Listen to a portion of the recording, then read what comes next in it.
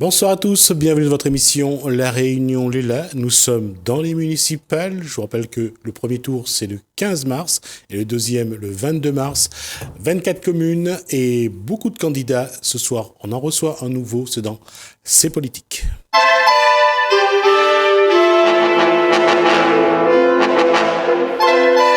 Et le candidat que nous recevons est aussi maire de Sainte-Rose. Bonsoir Michel Vergoz. Bonsoir Monsieur Ramoudou. Alors, d'abord, Michel Vergoz est une des personnalités politiques, entre autres, de La Réunion. Tout le monde le connaît. Mais juste une question, quand même. Qui est Michel Vergoz aujourd'hui ? C'est un monsieur qui vient de prendre sa retraite de sa vie professionnelle et qui termine un mandat sur le Pays des Laves, territoire de Sainte-Rose, la ville, une des plus belles de La Réunion, que j'adore et qui est au plus profond de moi-même. Michel Vergoz, là, juste pour dire, ce parcours politique, ça a commencé quand ? Moi, j'ai commencé la politique en 1980, avec l'arrivée de François Mitterrand. Et ça a été une époque époustouflante, parce qu'on avait l'impression que La Réunion était totalement détaquée sur tous les plans. C'était une grande époque. Et puis, après, il a fallu revenir les pieds sur terre, très rapidement, dans les années 83. Et puis, nous avons cheminé comme cela. 83 était quand même une très belle année, puisque la gauche a quand même pris plusieurs municipalités à La Réunion, dont Moi-même, j'étais artisan avec mes camarades de la victoire du premier maire communiste de Sainte-Rose, défunt Henri Payette. Ouais. Et on en était époustouflés. Et pour le premier coup d'essai, ce fut une réussite. Et puis après, je suis devenu maire en 1989, puis en 95. Et j'ai connu la défaite aussi, parce que les élections sont faites de victoires, mais de défaites aussi. Et puis j'ai reçu une grosse leçon de choses en 2001. Et j'ai fait une traversée de tunnel de 15 ans, d'accord ? J'y ai cru jusqu'au bout, parce que j'étais intéressé par ce que je voyais, des injustices, des inhumanités, des quartiers qui se mouraient, des familles qui s'éclataient, qui se divisaient, parce que c'était une politique de la haine, de la vengeance. Cela m'a beaucoup heurté, et j'ai travaillé, et on est revenu aux affaires, non pas en 2014, mais il y a... sur la parcelle de 2015. Ouais. Et je suis aujourd'hui, je le disais à un collègue tout à l'heure, je suis aujourd'hui passionné par ce que je fais. J'adore les gens et je dis toujours aux amis de Sainte-Rose que la plus belle université que j'ai fréquentée, c'est pas l'université de Marseille où j'ai appris mon métier de pharmacien, mais celle de la rue où j'ai agi pour gérer la cité, la politique. C'est la plus belle université avec le peuple. Et la radio ? La radio, c'était ma balade du dimanche, ça. Hein. La passion. Ma passion. J'ai eu un grand copain à moi, un autre moi-même qui s'appelait Patrick. Et on a fait des choses folles ensemble. Salut à tous ceux et toutes celles qui m'ont accompagné 20 ans, durant 30 ans. J'étais passionné de rallye, j'étais passionné de football, j'étais passionné de grands raids. On a fait les fous. Salut à vous tous et j'aimerais un jour vous retrouver. Vous n'étiez pas loin de nous, vous. J'y ai participé également pendant quelques années. Effectivement, Michel Vergoz, on va revenir à ça. D'abord, donc, puisque vous êtes le maire sortant, le bilan ? Écoutez, j'ai eu l'honnêteté de publier un petit livre que vous avez entre les mains, avec mes amis élus qui nous ont accompagnés ces 4 ans et demi durant, puisque notre mandat, c'est 4 ans et demi, c'est pas 6 ans. On a été élus en 2015, à la lumière d'une partielle, et non pas en 2014. Et donc, je retrace tout ce que nous l'a dit et nous l'a fait, et puis je constate, à la lecture de ces 17 pages de ce petit bouquin-là, que je vous ai remis, que nous l'a pas dit, mais nous l'a fait aussi. Et donc, cela fait un bilan qui est très très chargée.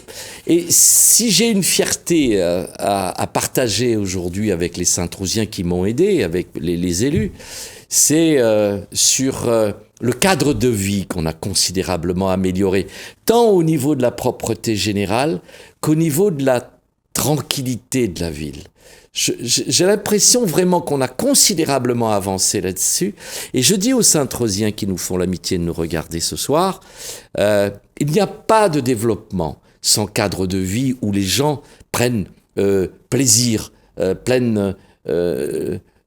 en total épanouissement, envie de vivre dans la cité. Puis la deuxième chose, c'est les expérimentations en direction de ceux qui souffrent, en direction de ceux qui sont dans les conditions les plus difficiles. Nous avons fait 2 expériences, Monsieur Ramoudou, au cours de ces 5 ans, qui n'étaient pas dans notre projet. Nous avons fait l'expérience de Cases en l'air, en direction d'un groupe d'habitation qui était totalement décroché de la ville, en plein centre-ville. Allez la voir, elle est au rond-point du SDIS, en plein centre-ville. C'est ma fierté, c'est notre fierté. Et puis j'ai fait une autre opération de solidarité, de proximité, expérimentation, je dis bien, en direction des quartiers, chemin Cayenne, magnifique, et l'Indivie. Là également, un quartier en décrochage, où les gens quittaient le quartier, à l'Indivie, Cayenne, un site magique, avec le bassin de la Sirène, ça fait rêver le bassin de la Sirène. Mais des gens qui étaient loin de rêver, ils étaient en décrochage. Nous avons fait 2 opérations volontaires de la ville, alors que nous ne l'avions pas prévu, et je constate que les choses se redressent. Alors qu'est-ce que nous avons décidé de faire ? De mettre le paquet sur les 5 ans qui viennent. Sur ces opérations de Cases en l'air, je vais mobiliser 420 000 euros pour faire ces opérations de Cases en l'air, de proximité, de solidarité, de main tendue, de rattrapage, de décrochage dans les quartiers en direction de ceux qui souffrent le plus. Et je vais faire une opération majeure de quartier en lumière, comme Cayenne, comme Chemin d'Indivie, et je vais investir, tenez-vous bien, 300 000 euros par an sur 6 ans, c'est-à-dire 1 800 000 euros, pour faire en sorte que tous les quartiers de Sainte-Rose soient concernés par cette remise en lumière, en éclairage, je veux dire, en soleil, autour d'eux, car il y a beaucoup trop de décrochage aujourd'hui, et vous pourrez avoir le développement que vous voulez, avec des hôtels, de l'écologe, le boucle du centre, le port, le centre commercial, les 53 logements, le traversé du centre-ville. Si vous avez ça et que vous n'avez pas en direction des citoyens les plus en difficulté une réponse qui les ramène à la hauteur de ce développement-là, alors vous ne ferez pas votre développement. Je dis, le moment est venu de mettre un coup d'accélérateur sur une politique de proximité volontaire et déterminée. Quoi qu'il arrive, nous nous y engageons, nous nous y sommes engagés et nous ne lâcherons pas le pied au plancher. Ça, ce sera le fil conducteur de votre programme pour la prochaine mandature. Exact. Et puis, lorsqu'on voit ce centre-ville de Sainte-Rose totalement transformé, sachez qu'aujourd'hui, au moment où je vous parle, les Sainte-Rosiens voient bien qu'au centre-ville, il y a la boucle du centre en action, il y a la traversée du centre qui sont des gros travaux, il y a les 53 logements, il y a l'éclat qui est en construction, il y a le port qui se réveille, et il y a un plateau synthétique qui fait la fierté des Sainte-Rosiens, qui a été livré récemment et qui aujourd'hui met en lumière ce centre-ville. Et donc les choses se passent concrètement, et cette transformation de la ville d'hier qu'il fallait reconstruire, et de la ville de demain où nous allons enfin continuer le développement, eh bien sur ces 2 mandats-là, je demande une seule chose aux Sainte-Rosiens, et une principale chose sans laquelle on ne peut avancer, c'est leur confiance. Alors justement, dans ce programme pour la prochaine mandature, quel doit être les éléments prépondérants? Qu'est-ce que vous voulez? Est-ce que vous avez déjà été à la rencontre de la population? Est-ce que la population vous a demandé quelque chose de particulier? Et qu'est-ce que vous avez répondu? Écoutez, on a beaucoup fait sur la première phase, dans le mandat qui s'achève, c'est le bilan que vous avez entre les mains. sur la reconstruction de la ville. La ville était en machicroc, la ville était en perdition, aussi bien humaine que au plan des infrastructures. La piscine était out, le centre-ville était cassé, les services étaient délabrés, la pépinière était absente, plus de pôle économique, les écoles étaient en perdition, on faisait les balles et les rogatons dans les écoles. Tout ça, c'est derrière nous. Aujourd'hui, on a une remise à niveau. Mieux que cela, aujourd'hui, on est en installation d'un centre commercial de 1000 mètres carrés. On est en installation d'un centre d'interprétation du volcanisme littoral. On est en installation d'un musée qui revient sur la mémoire de la coulée 77. On est en réalisation du fil rouge du littoral, qui est l'aimant magique de notre développement touristique demain, à savoir le Sentier des Laves, le Sentier du Littoral, 20 km. C'est une pépite pour nous.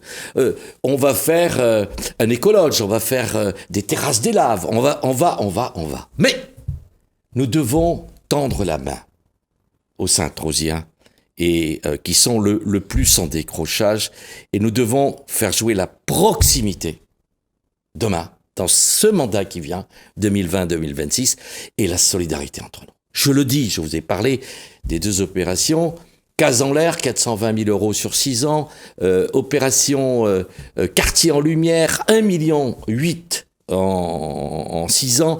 Nous allons refaire tous les 30 kilomètres de chemins communaux et des voiries communales dans les lotissements, là aussi près de 2 millions d'euros sur 6 ans. Mais nous allons faire des choses qui nous ont interpellés dans la crise sociale que nous avons vécue récemment. Gilets jaunes. Oui.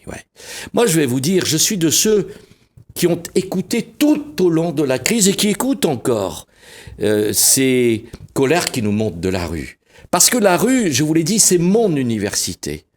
Et c'est pas parce que nous n'avons pas été directement impactés à Sainte-Rose par la crise sociale que nous n'avons pas entendu. Je l'ai entendu. Et je dis à ceux qui se sont mobilisés, qui se mobilisent encore, prenons un temps ensemble à une réflexion qui débouche sur l'action.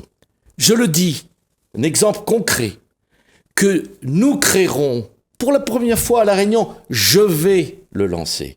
L'engagement est écrit, il sera devant les Sainte-Rosiennes et les Sainte-Rosiens. Je vais créer un chèque carburant.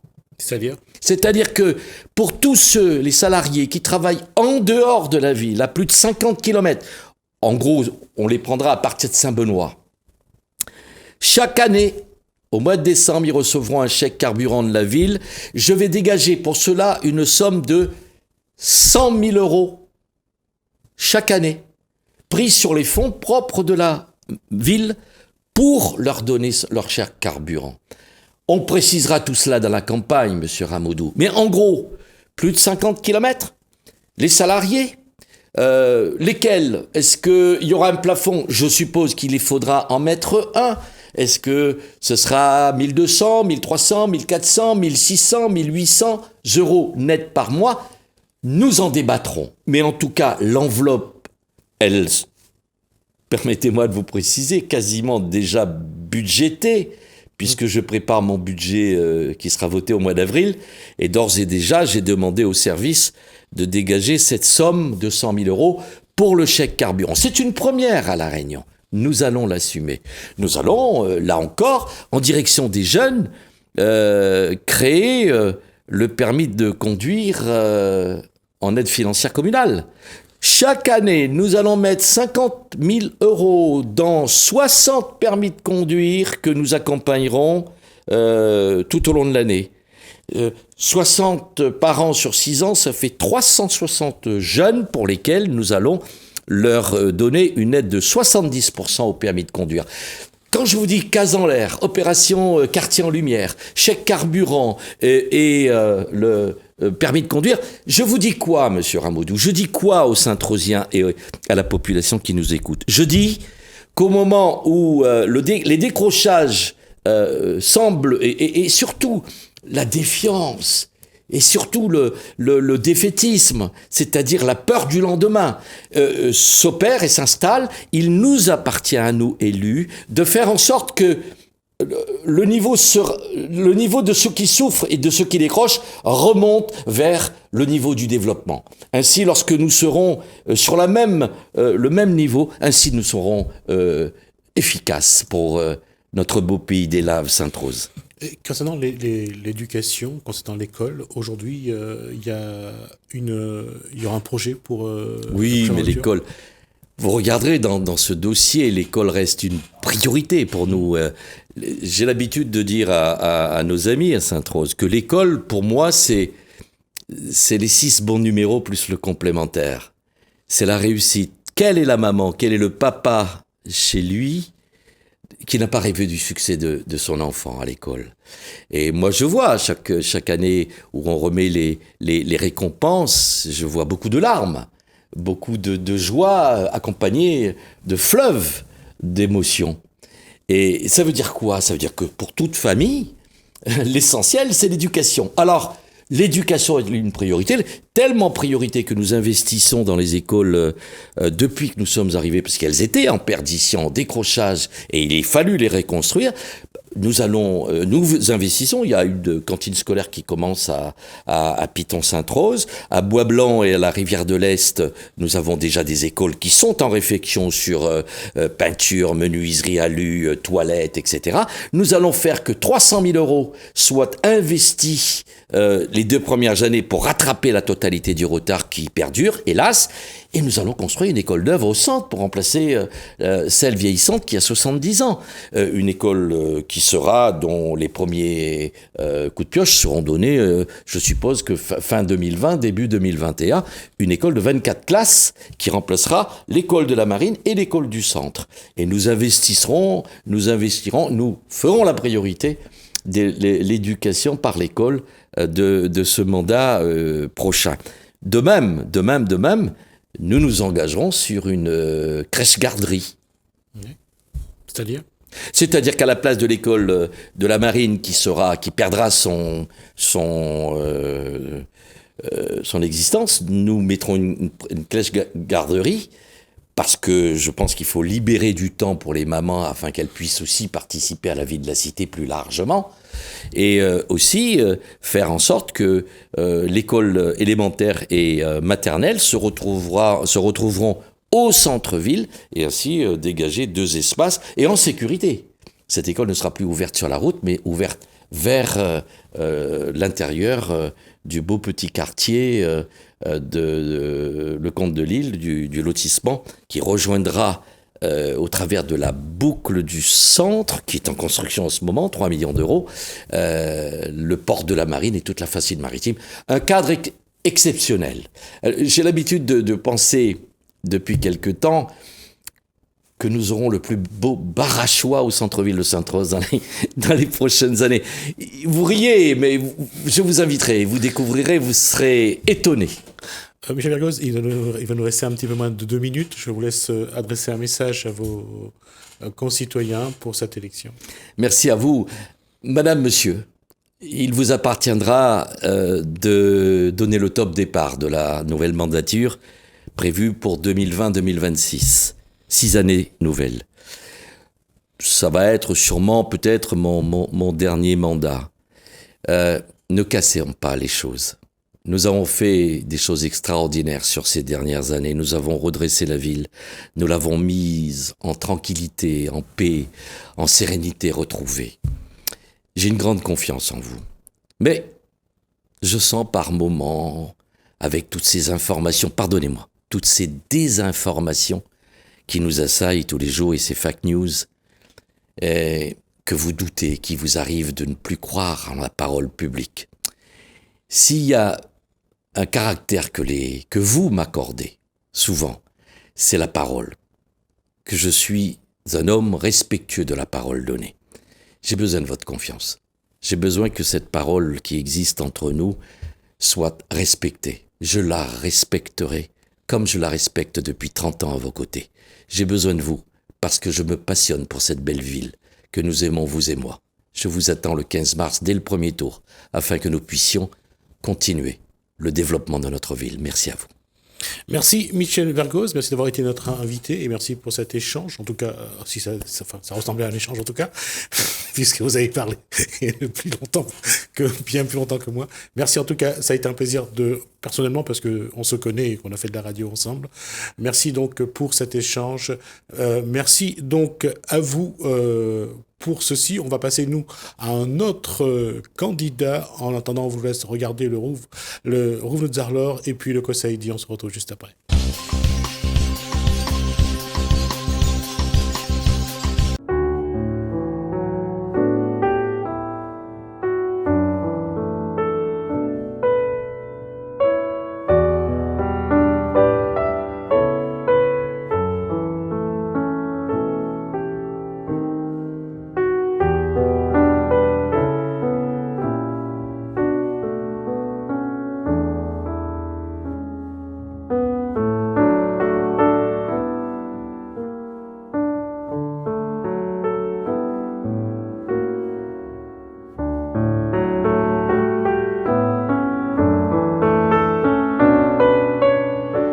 Je m'appelle Gaëla et j'ai décidé de vous présenter le roman Chanson douce de Laïla Slimani. C'est un roman assez connu puisqu'il a reçu le prix Goncourt en 2016 et le prix des lecteurs du magazine Elle aussi, si mes souvenirs sont bons.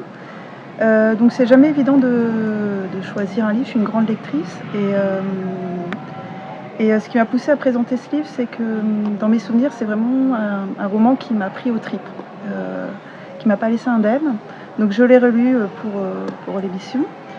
Et donc je vais vous parler de l'histoire. Donc il n'y a pas de secret. Dès les premières pages, ça commence par un crime d'une nounou sur les 2 enfants qu'elle garde. Rien ne nous est épargné. Ils ont été tués dans la salle de bain familiale avec un couteau. Donc on suit les pas de la mère qui découvre ses enfants morts et la nounou qui a voulu se suicider. Et j'ai aimé parce qu'on retrouve un peu l'ambiance de la tragédie grecque où dès le début on sait que ça va mal finir, mais on veut lire quand même. Et en tant que lecteur, donc on est un peu l'enquêteur, donc on revient sur le fil de l'histoire, comment on a pu en arriver à ce drame. Donc pour la petite histoire, l'auteur s'est inspiré d'un fait divers qui est arrivé à New York. C'était une famille qui avait 3 enfants et qui avait embauché une nounou, une dominicaine. Et le temps que la maman aille à la piscine avec un des enfants, quand elle est rentrée, elle a découvert dans l'appartement ces 2 enfants tués par la nounou. Donc elle s'est inspirée de ce fait divers, elle a gardé en mémoire. Et là, elle nous raconte l'histoire de Paul et Myriam. Donc elle a transposé à Paris. Donc c'est un jeune couple de bobos à qui tout réussit. Lui, il est producteur de musique, elle est avocate. Et il décide d'avoir un premier enfant, Mila, qui est un enfant assez difficile, mais la maman se plaît dans cette maternité, donc elle met sa carrière entre parenthèses, et tout de suite ils ont un deuxième enfant, Adam, un petit garçon, et là ça devient plus compliqué pour elle. Elle est surmenée, elle n'arrive plus à gérer, elle ne vit que pour ses enfants, donc c'est une mère, c'est plus une femme, elle devient grise, elle en veut à son mari qui lui s'épanouit dans son travail, et une rencontre, un ancien collègue va l'amener à reprendre son métier d'avocate. Et donc ils vont être obligés d'embaucher une nounou. Et se pose la question de qui on va prendre pour garder nos enfants, les êtres qui comptent le plus pour nous. Et ils font la rencontre de Louise, une jeune femme un peu vieille France, col Claudine, chignon serré, ballerine, donc très bien sur elle. Et c'est la nounou parfaite. Elle s'occupe très bien des enfants, elle fait à manger, elle fait plus qu'ils leur demandent, elle range la maison, elle prend peu à peu sa place dans cette maison. Ils disent que c'est une fée pour eux, qu'elle a changé leur vie, elle leur apporte beaucoup de confort. Ils peuvent travailler, ils peuvent avoir une vie sociale donc tout va bien. Mais on sent, nous qui savons que ça va mal finir, on sent que c'est malsain, qu'elle un peu comme une araignée qui tisse sa toile et que peu à peu ils vont être pris dans ces fils. Et on se rend compte que cette nounou, elle va pas bien. Et petit à petit, on sent que psychologiquement, elle est fragile. Socialement, elle a des problèmes financiers. Elle a perdu son mari qui lui a laissé des dettes. Elle a une fille de 20 ans qu'elle n'arrive plus à gérer. Et elle commence à déraper. les parents voient certains signes, mais ils refusent. Voilà, leur confort leur plaît. Ils se consacrent à leur carrière. Et à un moment, elle va complètement perdre la notion de la réalité et commettre l'irréparable, un peu comme Médée. En fait, elle va tuer ses 2 enfants qui pourtant comptent beaucoup pour elle. Donc le sujet est difficile. Moi, il me touche parce qu'à l'époque, quand j'ai lu le livre, j'étais maman. Je venais d'accoucher. J'ai 2 enfants et ma petite fille avait 1 an. Et c'est vrai que quand on est femme, on veut à la fois être une mère, mais aussi on veut avoir une vie sociale, une carrière. Et c'est jamais évident de laisser ses enfants. Et ce roman m'a interpellée parce que je pense que c'est le problème de beaucoup de femmes. C'est que pour travailler, on est obligé d'embaucher une femme, de faire travailler une autre femme qui elle-même fera peut-être travailler d'autres femmes. Donc l'auteure, elle parle de poupée russe du travail féminin parce que voilà, c'est un cercle vicieux. Et voilà, c'est jamais évident de confier ce qu'on a de plus cher à une autre personne. Cette personne va être attachée à nos enfants, c'est sûr, mais il y a toujours la notion d'argent. On est les patrons. Voilà, les rapports ne sont pas forcément clairement définis. Et voilà, ça m'a interpellée par rapport à ça. Et que voilà, derrière les apparences, on ne sait pas vraiment qui est derrière. Et là, en fait, elle a un visage d'ange, mais c'est un monstre, c'est un ogre. C'est comme dans les contes de fées, c'est l'ogre qui débarque dans la petite maison et qui tue tout le monde. J'inciterai les autres à lire, déjà parce que c'est un sujet de société. D'autant plus à La Réunion, voilà, il y a quand même beaucoup d'enfants, beaucoup de femmes qui sont amenées, voilà, beaucoup de tatis, on appelle les tatis à La Réunion, donc on est amené à avoir appel à ces personnes. Et je conseillerais de le lire aussi parce que l'écriture est, on va dire, simple. L'auteur va directement au fait, elle ne passe pas par des descriptions, elle va directement vers les personnages, vers l'action. Et j'aime beaucoup ce style qui est sec et qui va directement à l'essentiel. Et voilà, tout de suite, je sais pas, c'est comme un coup de poignard à chaque fois. Elle arrive vraiment à nous toucher. En tout cas, moi, elle m'a touchée et beaucoup de personnes qui ont lu le livre m'ont dit la même chose.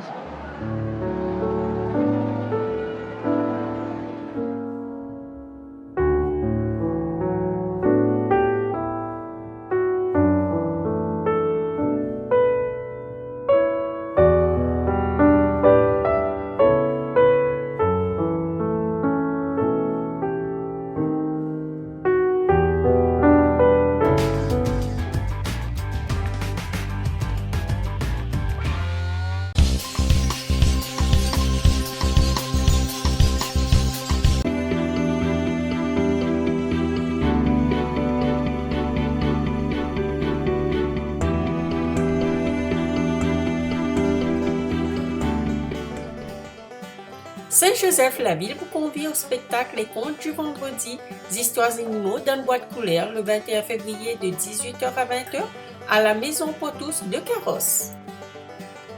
Saint-Philippe, vous êtes conviés à la 10e édition du festival Même pas peur du 19 au 22 février. Saint-Denis, l'IUT de La Réunion organise la journée porte ouverte le 22 février de 9h à 16h à l'IUT. Saint-Joseph, le COS de Saint-Joseph organise sa 6e édition les 10 km nocturnes de la Saint-Jo le 22 février de 20h à 23h. Le Tampon, vous êtes invité à la 9e édition de la course du Calderira Trail le 29 février. 3 formules vous seront proposées avec un départ commun à Bois-Murat et une arrivée au stade de Saint-Philippe. Saint-Pierre, vous êtes invité à la 4e édition des Francopholies de la Réunion du 6 au 8 mars à la Ravine Blanche. Saint-Denis, le parc des expositions de Saint-Denis organise la 2e édition du Salon de la Ferme en ville, le thème de la terre à l'assiette, du 6 au 8 mars au parc des expositions de la Nordève à Saint-Denis. Tarif 5 €. Saint-Leu, l'Athletic Club de la Chaloupe organise 10 km de l'ADH le 8 mars de 7h à 10h au Plat. Départ 7h au stade municipal, chemin de la découverte au Plat de Saint-Leu. Saint-Paul, l'espace culturel Le Conte de Lys organise le festival Criquet Craquet du 11 au 13 mars. Saint-Benoît Tropicadène vous convie à son Tropicadène Kids parcours ludique à obstacles pour les enfants de 6 à 13 ans, les 28 et 29 mars à 14h à la Rivière des Roches, Saint-Benoît. Saint-Joseph Margot Run organise le Bidalo le 29 mars à Saint-Denis. Saint-Joseph Saint-Jo TD2R organise Saint-Jo Trail des Deux-Rivières le 4 avril de 3h à 20h. Départ le gymnase Henri Ganowski. Saint-André Miss Tamil Réunion organise la finale Miss Tamil Réunion 2020 le 11 avril à la Saléance de Saint-André. Plus de renseignements au 06 93 496 469. Saint-Denis, vous êtes conviés à la 32e édition du Salon de la Maison du 1er au 10 mai de 10h à 19h au Parc des Expositions de la Nordève à Saint-Denis. Saint-Pierre et R3R organise sa 3e édition de manifestation Caisse à savon course la mort le 3 mai de 9h à 19h. Saint-Paul, le Trail Run de Passion organise le Trail Charrette le 17 mai à Saint-Paul. Saint-Pierre, vous êtes conviés à la 17e édition du Sakifo Music Festival du 29 au 31 mai à la Ravine Blanche, Saint-Pierre. Saint-Denis, vous êtes conviés au Salon des Seigneurs Réunion du 12 au 14 juin de 9h à 18h au Parc des Expositions.